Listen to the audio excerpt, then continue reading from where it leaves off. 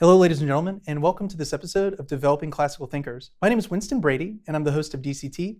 This podcast is a project of the faculty at Thales Academy. We're a network of private classical schools with campuses mostly in Raleigh, North Carolina, but we also have campuses outside of Richmond, Virginia, Nashville, Tennessee, and Charlotte, North Carolina, with more coming on board each year. Given that we're a school, we face challenges every day coming from smartphones and social media use. And we're always looking to improve our experience for our students and find new best practices that we can implement throughout the school day. And so, for that reason, I invited two of my friends and coworkers onto the program, Miss Ashley Baer and Miss Olivia Holliday, to talk about social media and smartphone use and some ways that we can put some good rules and restrictions in place so that our kids are not tripped up by technology and social media. Ashley, Olivia, thanks so much for being on the program today. Thank you so much for having us. Yeah. So we're going to do a deep dive into The Anxious Generation, book that came out in the last year by Jonathan Haidt, where he looks at the correlation between smartphone usage and social media usage and skyrocketing rates of depression in teenagers. So were you guys part of like a book club over the summer reading The Anxious Generation? I feel like every parent in my circle of friends was reading it at just about the same time.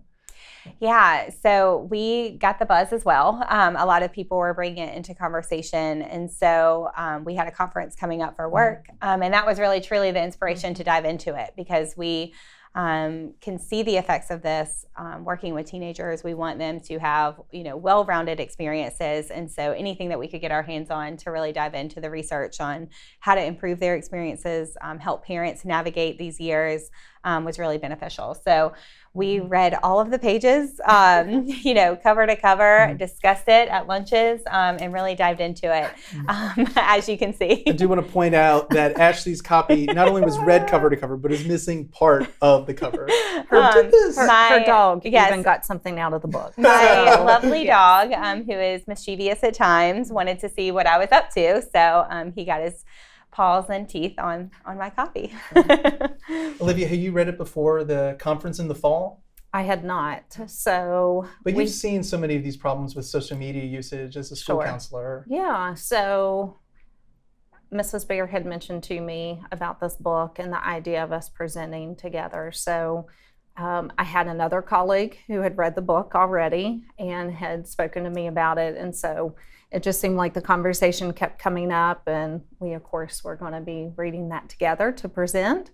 But I was certainly curious about what Mr. Haidt would say in regards to why our generation is so anxious and what we could do about it. Yeah. So high-level overview of the book. Like, what's his argument? What's he's trying to prove throughout the pages? I loved reading it. It seemed, some of his observations seemed really obvious. Yeah. And I think that's what we all experienced. So he was teaching in higher education in around 2013. He started to notice, along with many of his colleagues, that the students that were entering were really struggling with what he felt were everyday problems. They were having a hard time overcoming small pieces of feedback, and we're starting to really flood the health centers there because they were complaining of anxiety, depression, and not helpful ways to manage their emotions. So he started a project to really figure out what was speaking in the data, and it seemed that the timeline of when the iPhone emerged, where students could have a camera on their phone, they could start sending messages, they could access the internet and then access social media, that the rates spiked immediately. And we haven't really seen that in history. So he's making that argument that it's a very clear correlation that once smartphones were handed to teenagers, it actually inhibited them from being able to socially interact in an appropriate way for their age. And then when they were faced with problems in real life situations, because they hadn't had the chance to do risky play and be involved in those types of things at a low level, they really didn't have the skills to cope with it. So he wrote the book, which covers not only social media, but video games and the difference between what girls need and what boys need, and just a wealth of information for educators and parents. And I think what I appreciated is that, talking about mental health with teenagers is a heavy topic. We all want to be helpful. We all want to examine this so that we can fix the problem. But it's a very simple fix. There is hope in this argument that if we navigate the way that we introduce social media or smartphones to students, that we're going to see an immediate effect from that. And we've already started to see that as parents have realized, okay, I might need to navigate this a little differently. So we've talked about it, and our takeaways are huge. So we're excited to share some of those insights today. And maybe we can talk about particular apps and how they affect girls first and then boys. So in the book, he mentions Instagram as being a big, cause of depression and anxiety amongst girls. Can we start off there, and then we can move? I know video games are more of the culprit for boys. Yeah. So, and he talks about that correlation was very strong, and that's actually where he started his research is social media and the effects that it was having on girls.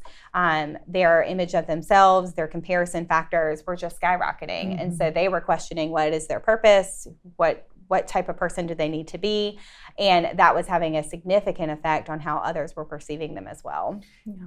So I think it's really interesting, when we look at what draws females in versus what draws males in, the pool is very different. And oftentimes females are going to be drawn to apps like Instagram that you shared, where they have an opportunity to post about a topic, research a topic, receive information about a topic. Now that information may not be accurate, but they're getting instant feedback. And it's really interesting for what they're searching for. A lot of that has to do with self-image.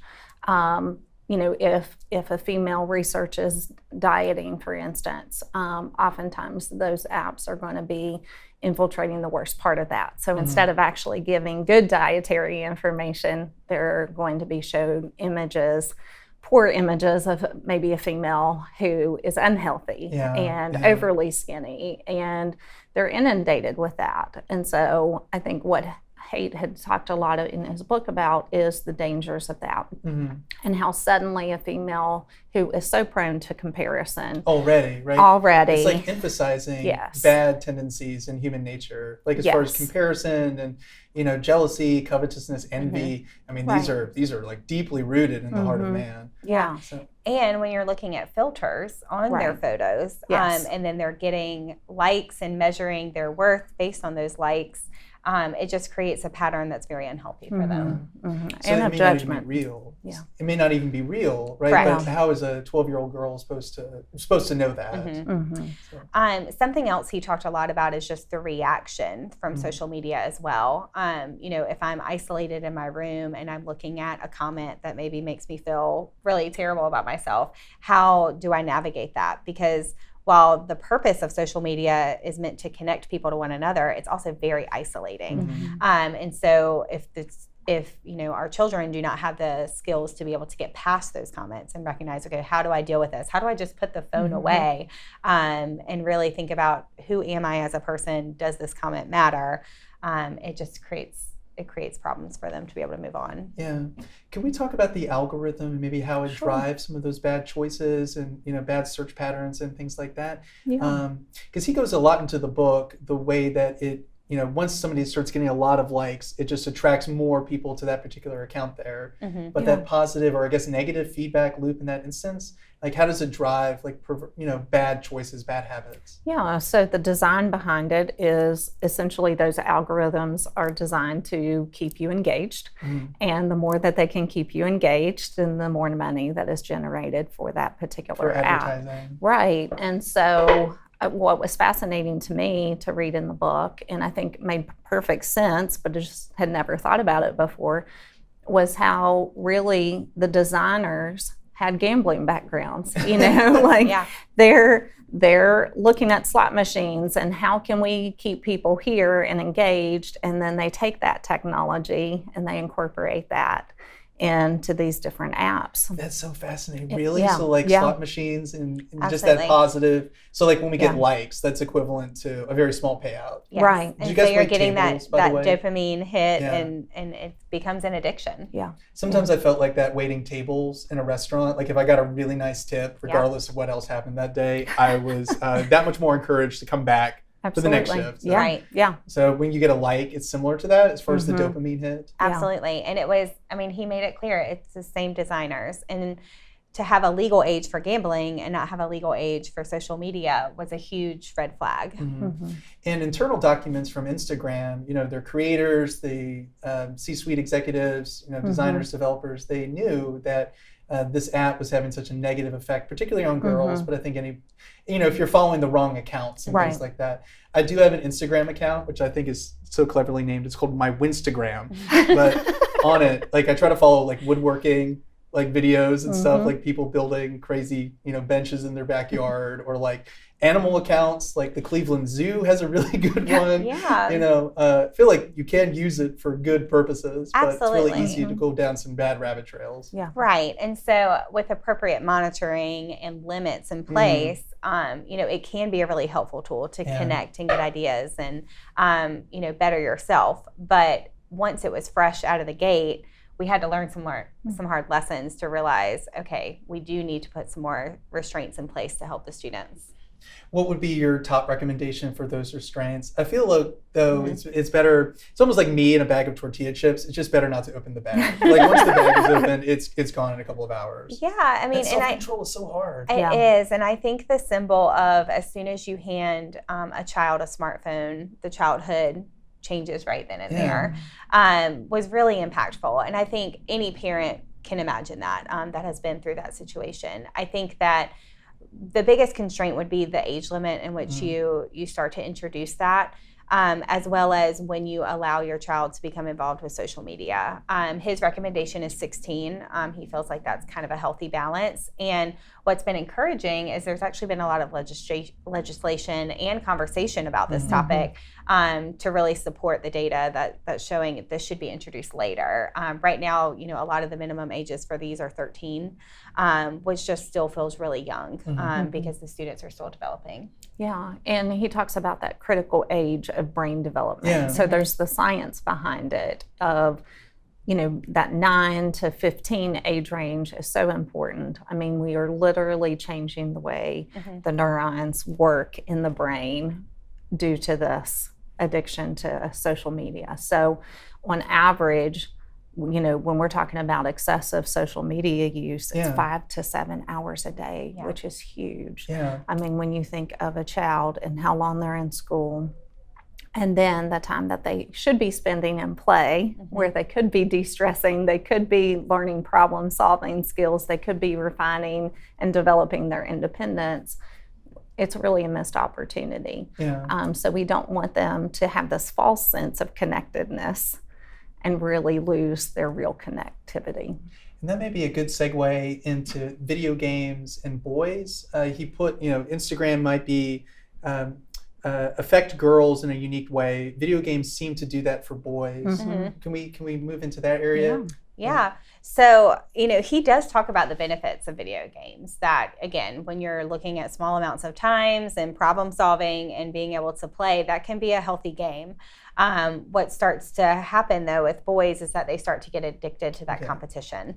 And then when the video games are opening up the conversation with others, so that they are, able to talk and communicate while they're playing, that will then create this culture of, bullying or harassment that's really not necessary to be able to play the game. And that's similar, those avenues of communication between, say, like Instagram and the. And I remember, I'm sure we were both at Apex together when Fortnite just swept through the middle school. Oh yes. And all the boys were doing Fortnite dances and just a lot of trash talking and so on. I mean, it was just such a distraction. But it provides that sort of avenue, you're saying, for kids just to say things that are less than encouraging to each other. Right. Well, when you're not sitting across from someone making the insult, and you're doing that either online or through another channel, it's easier because you're not seeing the effect of the other person.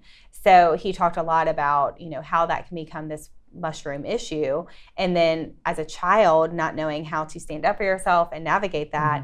It can just become really problematic. The cell phone usage allows them to detach from the real world a little bit. Shame to admit, but I watched entirely too much TV when I was a child and early adolescence. I could tell what time it was just by what was on Nickelodeon. So if Rugrats was on, it was 6:30. But that, I feel like it kind of robbed me of a lot of my childhood because I wasn't outside traipsing through the woods.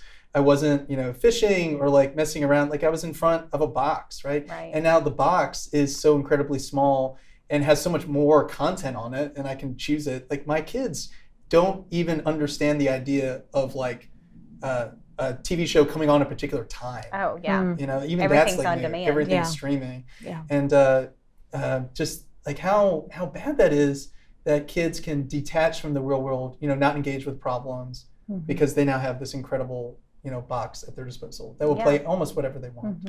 Well, and I think it's really convenient for parents and it's comforting because I can see my child. They are safe. Yes. They are in the house.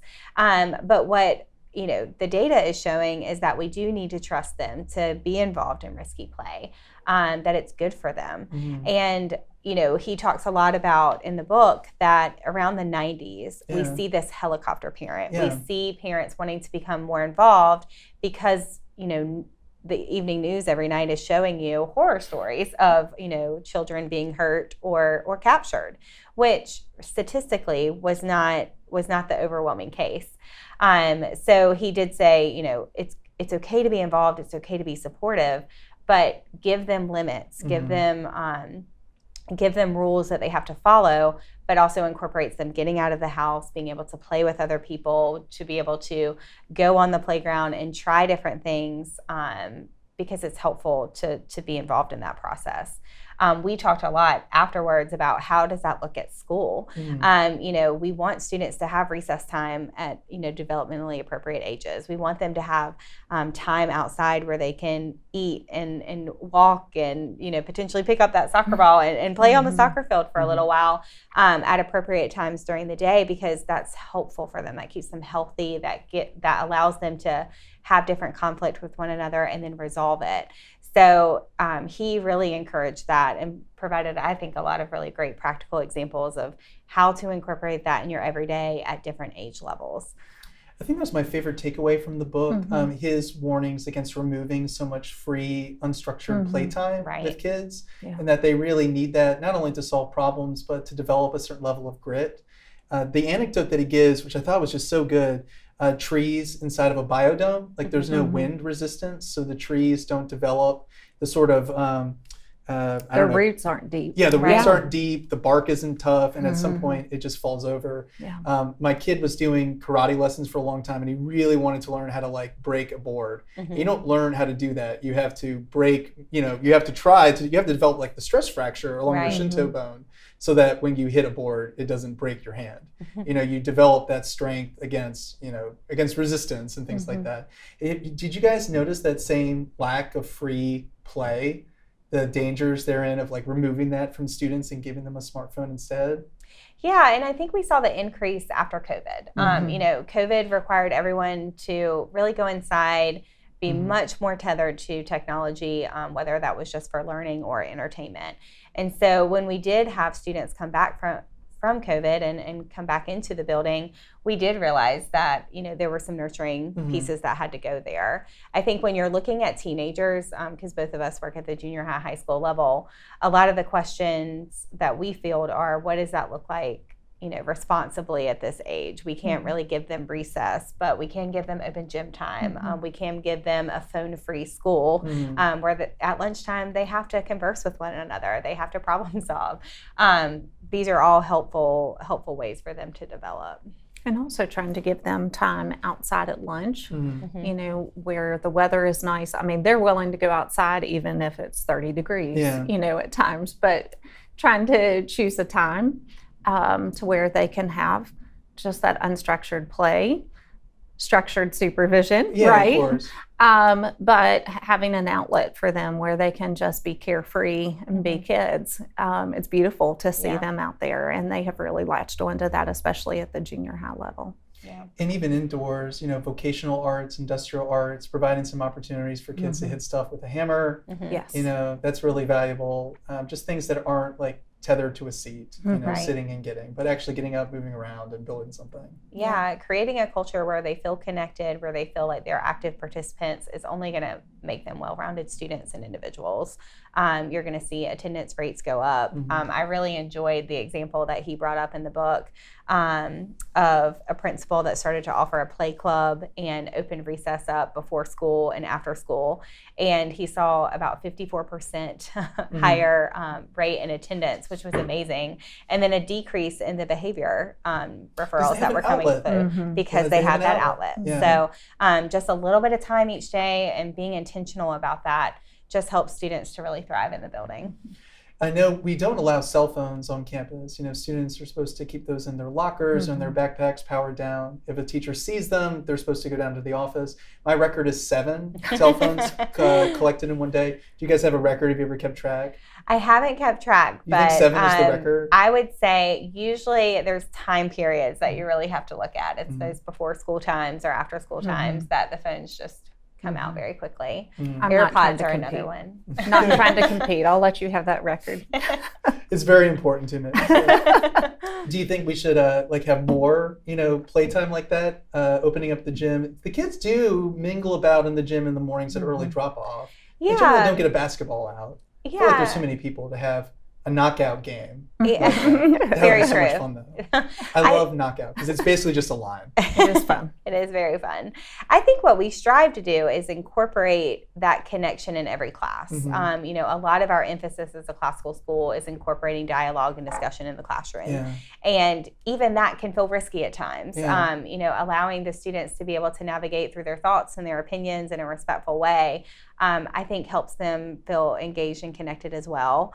But of course, incorporating some outdoor time, incorporating time that they can play with one another and converse freely is only going to benefit them in the long run. Yeah, so some ways that we do that now is we do lunch groups. So I offer lunch groups 2 times a week. We also have in our junior high level a time that the 6th graders go outside, time that the 7th, and then a time that the 8th graders go outside. So we can access the fields. They can, you know, play their game of choice. It is not so structured that the teacher is saying this is what we're doing today, like it would be in a PE classroom. But it is, you know, where students can form their different groups or commingle at different times and really engage in some of that more risky but structured play. Yeah, at least have an opportunity to run around, getting out like your energy and stuff like that. Being a father of small boys, I mean, they're just like It's the boundless important. energy. Yes. Yeah. And they learn, you know, not only, you know, problem solving and risk taking and stuff, but learning their own limits. You know, that sort of thing is really important. Because in the book, he mentioned the lack of, you know, even lack of playtime and playground equipment that's entirely too safe. I hadn't really seen this, but when he pointed out, it made perfect sense.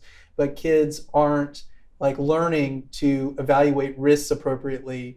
And so it's not that they're remaining healthier, remaining safer, they're actually getting more hurt because they don't know how to evaluate like risks and things like that. Some of the photos he's got in the book are really funny of playground equipment in Texas from like the 1960s and 70s that looks probably a little too unsafe. I mean, there's got to be some sort of happy medium.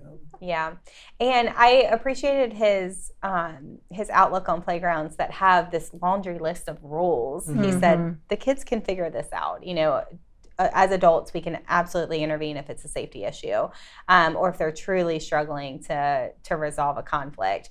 But the kids have intuitions, and it's good for them to practice that. And it's good for them to be involved in that play and figure it out as a team, rather than always being dictated what they can and cannot do. When do you think it's wise to give a kid a cell phone, like if at all? So I think it depends on the kind of cell phone. You know, what's been encouraging are the resources that are out there for parents. Like a jitterbug? Yes. Have you heard of this? That are saying, you know, hey, you can go back to the old style flip phone. You know, it can text, it can make a call, but it doesn't necessarily give you access to the internet at those early ages. For students that are involved in after school activities, that's a wonderful tool to be able to say, hey, I'm ready. But as the students are driving or getting older and showing that responsibility around, again, that magical age of 16, that's when he was really encouraging, okay, we can put phones in place. We also, put a lot of emphasis on the limits of the phones. Just because you have a iPhone doesn't mean you have access to the iPhone all the time. It can be something that we put away as a family phone or take out when we need. So even starting some of those baby steps and incorporating how do we use this tool responsibly is helpful as well. I tell you, to answer that question personally, I've got an 11-year-old and a 7-year-old. They don't have phones. Yeah. But in my neighborhood, there are kids that age who do. And so even, with playtime, I know. if I'm sending my child to, a different family's yard to play, I have to say, we're not spending time on a device. You all are going to be playing. You're going to be riding your scooter, riding your bike, and trying to provide parameters, because it's not just always my rules. It's somebody else's rules. But my daughter, Maddie, who's 11, knows that she's not getting a phone until she drives. Yeah. And so that's just our rule. I know it will be different. Most of her friends will have phones at that point. But that's just our rule for our family, is just trying to get her past that developmental age to where it's not a bigger temptation. And then she doesn't feel that pull like she's missing out. I think a lot of students fear that they're missing out. And even parents who may provide that phone early on and are trying to scale it back. That's something that he talks about in the book as well. It's never too late to do that. You can always make adjustments. That's what we do as parents. If you realize something is detrimental, then you scale it back. So it's just a matter of what makes sense. But I think one thing that he recommended in his book that I found especially helpful is wait until 8th. And there is actually a pledge where you can see other parents online. You can sign that pledge to, not introduce your child to social media until a later age. It is funny. There's some kids in the neighborhood that have their own YouTube channels, and so if my boys go out and play with them, do not film silly videos to go up on YouTube. Yeah. And one extent, I'm thankful for my childhood, even if it had too much television and so on. At least I have a good anecdote to share with my own kids that these sorts of you want to make the best use of the time that they're given to you. You really need to spend your time outside and messing around, digging holes, building forts. You don't want to be inside all day, because at a certain point, what have you accomplished? My memories at times are of Simpsons episodes. That's not human flourishing right there. That's kind of sad. So what other advice would you give, especially to parents, junior high parents that might be navigating this? They were asked, how much time on the phone is good? What would you say to that? Yeah, I think a lot of that depends on the child and the age. Every parent's going to know what's right for their kid, but I think the biggest piece of advice for me is that you have to put limits, and you have to start small, show that they can handle that responsibility, and then begin to add. I think sometimes as parents we feel kind of that peer pressure that if one person gets it, then I have to provide it as well so that my child is included. But it doesn't have to be all or nothing.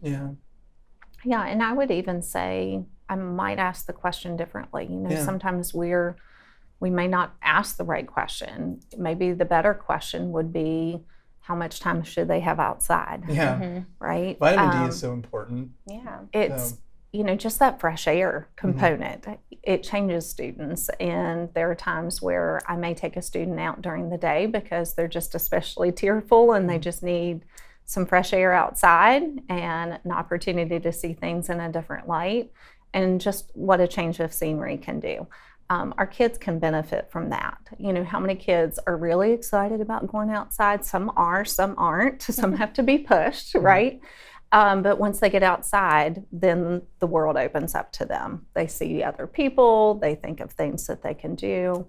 And I think that's a great opportunity where they could lose track of time being outside doing something that's really benefiting them physically and mentally. That 1950s childhood, I mean, we have to try to bring it back as much as possible when kids would go out on their bikes and come home at nautical twilight. Like the sun's set, but it's not dark yet. So like that's when my kids were supposed to come home. Yeah. How would you guys go about encouraging, maybe your own kids or encouraging a parent like walking through this to give their kid more independence? We live pretty close to a grocery store, and I'll allow Hunter to go on his bike to the grocery store, get like ice cream or something like that, or get a soda. I feel like that's reasonable given his age level. What would you guys do as far as encouraging parents to encourage their kids to just be a little bit more independent? Yeah, so that was probably my favorite part of the book is he actually outlined a lot of these milestones for parents to say what ages really can respond to different responsibilities and how do you incorporate that in kind of 2-year increments. So he outlined, when to incorporate a family pet, when to incorporate going out by yourself. He talked a little bit about the difference of being able to go out unsupervised and then completely being able to, go into someone's house, not knowing that parent. That's going to happen at different ages. So I think it happens incrementally, but it's encouraged. He also, talked about how can schools do this. There was actually a lot of research for teachers that incorporate this into their lessons. So having a student plan out a trip, through a map and having to navigate travel by themselves. These are all skills that are beneficial for life, but have to happen at the appropriate age. I don't know how to piggyback on that. I think you did a good job there. Yeah, so I think it starts as young as, just responsibilities and chores at home, whether that's cleaning your room, feeding the dog, but then also walking the dog by yourself, just kind of building off of it for each age level. I remember in junior high going to the store, which seems somewhat shocking now to now have an almost junior high student and think about her going to the store. Now she would be, I think, fully excited about that opportunity. I think it is hard for us as parents too, because we have to assess risk along with our students, and there's that tendency to push but also pull back. So it may look different for some parents versus others. Growing up in West Virginia, we knew everybody. There weren't a lot of people that moved. I knew my neighbors all the way down the street and then several streets over. It was very different than I think how neighborhoods are constructed now. I still try to know my neighbors. Most of my children know the kids in the neighborhood within a 3-block radius, but I can't say that that's everybody's experience. Thinking about some students crossing traffic, that's a whole different dynamic that some families don't have to deal with. One of my greatest joys, though, in leaving school and heading on my normal route home to pick up my girls is seeing a boy ride his bike. And I see him almost every day. And I know he doesn't live in that neighborhood. I see him riding in the grass sometimes and then see him, cutting through different neighborhoods. And I think that's a beautiful view of independence, with somebody with a fishing pole on the back, ready to have an adventure, and just excited that the school day's over and they can have a new experience. So, I would just encourage families to think about what that looks like for them. And then just be willing to do a little bit of that push-pull and have conversations about it. Yeah, I mean, we've got to try to find a balance because certainly we don't want to be like irresponsible or anything like that. And in my own neighborhood, cars and things like I can't get away from that, regardless. So, really discourage playing in the front yard because I think a ball is just going to roll out and something terrible is going to happen. But you got to find that balance so that the students, our own children are developing, that sort of grit and the ability to take care of themselves. It's kind of sad when you think about it that we're raising our own kids to the point where they're not going to need us when they grow up. There's certainly keeping the keeping students inside on like smartphones, like they'll be safe for the moment, but they're not set up for success long term. Right, right. And they need those skills. I mean, that's our ultimate goal, is that they spread their wings and fly. So just giving them those opportunities, not feeling like you have to have all of that responsibility on yourself as a parent, but sharing the load and teaching them how do you navigate this. So, example of, the ball going out in the road, constantly modeling, okay, what do we do now? We all freeze, we all look around and make sure that we're crossing, look your left and right. Yeah, we're careful both ways. Yeah. So it may take years, it may take months, but just getting them to that point where they can do that independently. What do we do if someone gets hurt and there's not an adult around? Practicing those skills. Constantly modeling. Instruction. Exhorting. Yes. So. Yeah. One of my favorite things to do with my little girl is giving her the grocery list to read and navigate the grocery store. Now, I might go about it a different way, but I want her to have that independence to read what we need, go and find it, help us put it in, not get excess snacks that we don't need. Right. Just some of that little independence that makes them feel so much more fulfilled. Are there any other insights from the book that you guys found to be really valuable that we haven't covered as of yet? I think one thing that stands out to me is going back to the Polynesian expression, standing on a whale, fishing for minnows. Sometimes we look for extravagant ways to fix big issues, with the mental health crisis and such a large increase in anxiety. We often look to all these outside things. Therapists, counselors are in huge demand. But how much of a difference would it make to just take a step back and just do what seems very natural, but could be very unnatural for where we are as a society, and just allowing more opportunities for kids to be kids. For our high schoolers to not have to worry about juggling the job, which is important. We want them to be able to have those skills. That's important to earn finances and understand a budget and how to make good choices with that.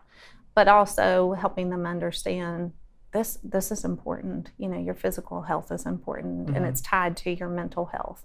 And just being able to incorporate some of that play in the extracurricular activities I think is really helpful. So that's something that stands out to me that we could do today. It works for every budget, it works for every family, but it's just very doable, and just trying to use those 24 hours just a little bit differently. Yeah, and it sounds like we would have way more of a value add by removing something, like removing the phone, putting a lot of safeguards on the phone, limits on the time spent on the phone, perhaps not giving them a phone to begin with. But if we remove certain things like that, because it's just such a great source of temptation and wasted time, that we could give students, we could give our own kids more of that normal childhood that for the most part we got to enjoy growing up. Yeah, and reframing it that it's a tool. It's not something that you always have to have. It's something that you use, you put away, you get out when you need it. I think is a different mindset that people aren't always used to. You don't always have to have your phone on you. Do you remember when phones couldn't fit in your pocket? I know. Or when they were connected to the wall? And it's just amazing. It's a different day. I remember seeing the first portable phone, and it was actually my grandfather's phone that had a very long cord and was in his truck, and had a huge antenna, right? The antenna now is bigger than most phones that people have. But it's funny how far phones have really come.